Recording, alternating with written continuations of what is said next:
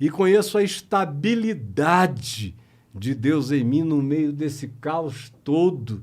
Ele tem me trazido de maneira estável e pisando no chão sólido da rocha da consciência que é Jesus e que é o Evangelho.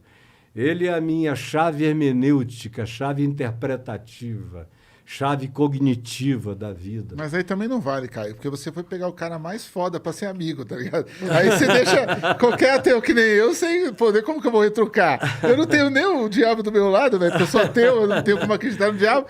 Você pegou logo o cara mais foda e falou, pô, esse cara tá comigo, agora segura. Então agora vamos junto, porque o diabo também, meu amigo, na minha vida, ele não tem nada em mim. Então eu vivo sem diabo. Eu não penso em diabo, eu não tenho medo do diabo, o diabo está derrotado. Mas como que você faz o culto se você não vive... Porque as igrejas só vivem do diabo, Mas cara. é por isso que o que eu faço não tem nada a ver com o que as igrejas ensinam, porque eu só falo de Jesus, do que ele pode fazer de bem na vida humana. Sabe o que eu já ouvi dentro da igreja evangélica? O cara falou assim, não, para de frequentar aqui, Ferrez, porque a outra lá, realmente, eles expulsam o demônio. Aqui ela fica andando dentro da igreja ainda.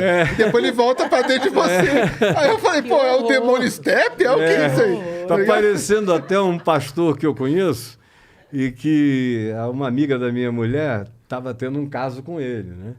Só que ela era muito crente, a garota. E ele é um pastor cretino, safadaço, aquele lobão das antigas, comendo a garotinha lá. E ele lá, e ela angustiada. Aí chegou um dia que ela falou para ele, pastor, vamos parar com isso, por favor. Ela na sofrência da angústia Eu não aguento mais, eu gosto do sexo, mas a culpa que vem é insuportável. Vamos orar e expulsar os demônios. Aí ele falou, não, minha filha, não expulsa demônio não, porque eles estão ajudando a gente. Ó, falar em demônio... O demônio ajuda a fazer, mas não queria te dar esconder. esse livro, O Demônio de Frankfurt. Ah, eu escrevi legal. esse livro durante 7 anos. Poxa, e é a minha meu busca mano. pelo demônio. Eu fui até para a Alemanha atrás do demônio. É mesmo? Demônio de Enfim, Frankfurt. o demônio Frankfurt. existe. E aí, não, você tem que ler o livro, amiga. Eu escrevi durante 7 anos. Você quer que eu resuma aqui? É. Ah, O vai demônio meter existe. essa. A gente não explica livro, né, Caio? Fala a verdade. Não, tô falando não. sem explicar, só tô perguntando se o demônio existe. Eu só Você sei o buscando por seguinte, 7 a anos. apresentação dele Então é vai saber se ele maravilhosa. existe. Perguntar pro Caio, Maravilhosa. o Fábio, que estudou tanto. Aí, o ó, demônio pronto. existe? Aí sim. Existe, mas existe para as negas dele, né? Não, explica direito. Ó. Quando Todo você- ser humano aqui é preto. Explica direito. Desculpa, não teve nenhuma conotação. É a frase antiga, né? Lá para a Explica turma direito. dele. Então existe lá para a moçada dele. Agora, eu sei que existe, mas eu ando sem demônio na vida. Eu creio. Porque o demônio precisa de alguém que creia nele. Verdade. Ele precisa disso, ele se alimenta da Acho superstição, que tudo do é fé, né? medo, da crença, do pânico, das fobias arquetípicas vinculadas Ele E às aí é ideias. fácil também jogar tudo B.O. na conta do demônio, né? Porque coitado, o diabo, eu tenho pena às vezes do diabo. É tudo no B.O. dele. Virou o bode expiatório, porque ele leva o pecado do mundo inteiro, mas não perdoa ninguém, né? Não, tem uma música de rap que o Hermes e Renato fez, que é uma dupla de humor lá da MTV, que eles falam, tudo é errado e tudo é culpa do capeta. Sai pra lá e vai resolver as suas tretas. Tipo assim, é o próprio demônio cantando, demorou. Ele fala, para de jogar os B.O. em mim, porque tá demais. A mina engravidou, o B.O. é meu. O cara roubou outro. o Sou eu. Aí também se deixa de questionar dentro das igrejas evangélicas a questão da violência de forma séria, a questão do racismo, a questão da homofobia, né? Que eu já fui em igrejas maravilhosas e mais modernas, mas que no meio do culto o pastor homofóbico solta lá, você quer ver seu filho traficante gay? Jamais. O cara consegue relacionar o Uma traficante... coisa a outra, né? O assassino e o gay, sabe? Ele Até consegue... o traficante ele nem deveria. Nem deveria. o gay, nem ninguém. Sim. O assassino a gente entende.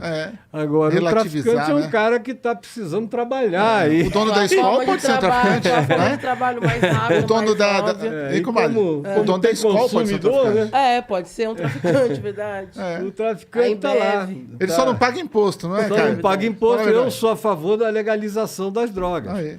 Paga imposto, Eu acaba acho com Usa quem quer. 80% dos problemas de segurança pública. 8 meninos ter que ser baleados para poder um cara fumar um baseado no alto do prédio, na Paulista. Entendeu? Se né? você fizer a conta de quantos morrem por causa da repressão, por causa da polícia, e também de Eu já policiais tomei um soco por na causa boca. dessa guerra, Eu fumo. se você for fazer a conta, morre muito mais gente pela política de repressão e de combate repressivo do que pelo suposto mal que a droga faz, que faz sim, mas morre muito menos gente. Se a gente está fazendo isso para que o cara, em usando, não morra, nós estamos fazendo a conta errada, ela não vai fechar jamais. Como a Europa já viu que essa conta não fecha, os Estados Unidos, não do Trump, mas já vinha desde antes do Trump, vai continuar agora, viu que a conta não fecha.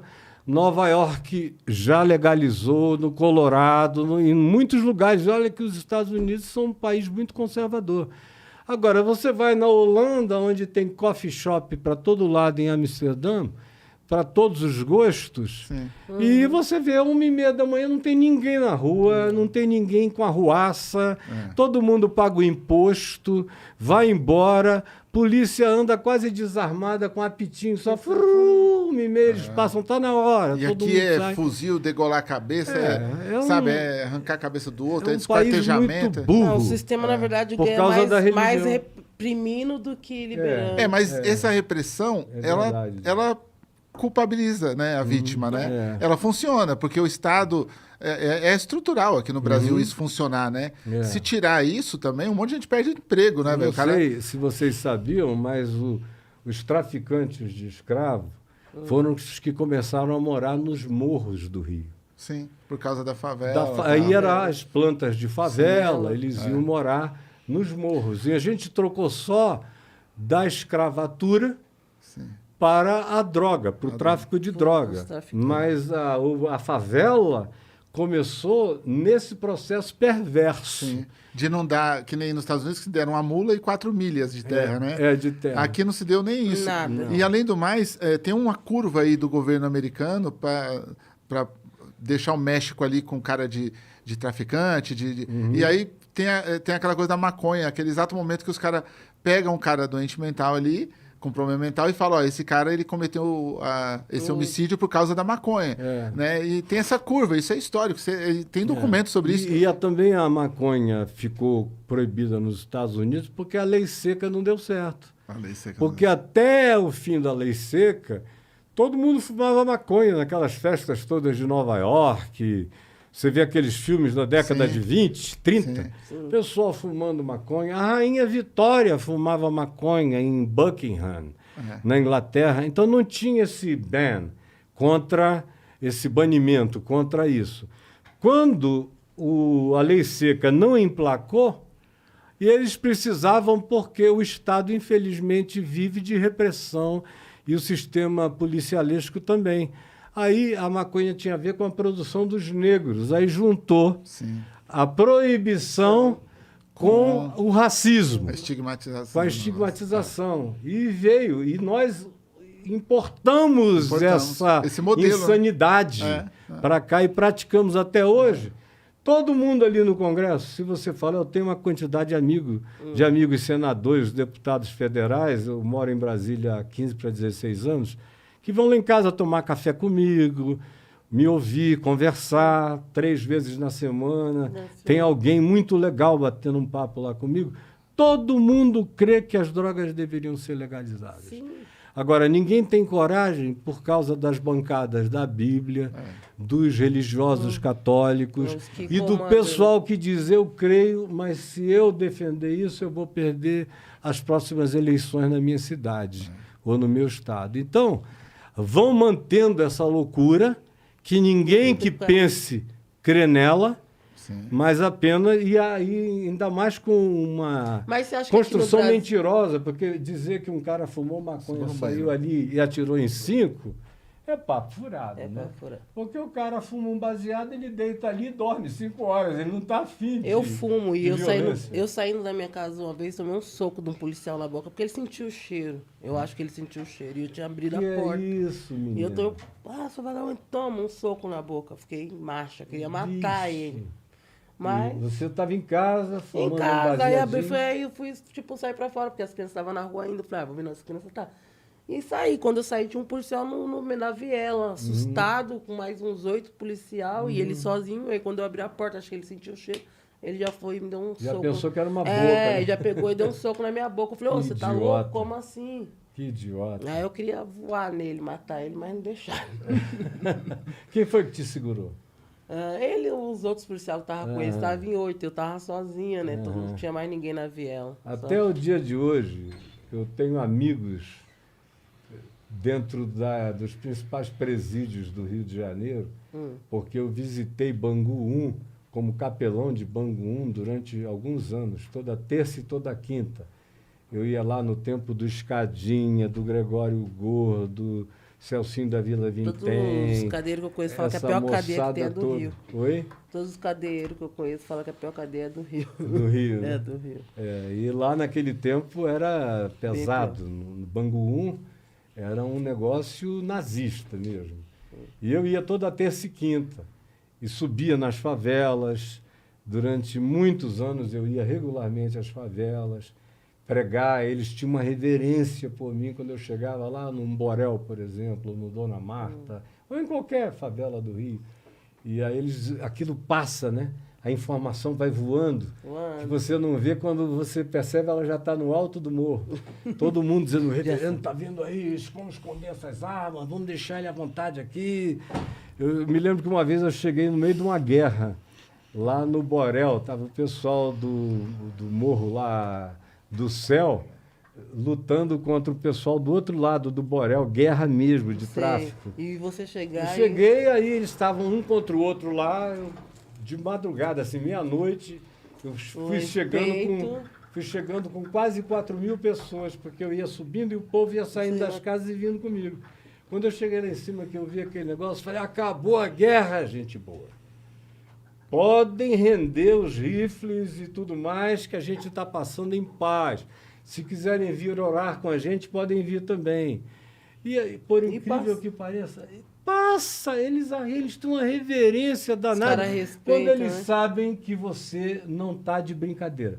Você não é um safado que está ali para explorar ninguém. Que tá ali pra explorar Eles ninguém. respeitam gente séria, gente Verdade. boa, gente humana. Verdade. E sabem que é uma raridade encontrar gente assim, infelizmente. Verdade. Mas a situação do nosso país não muda também por causa desse espírito retrógrado da religião.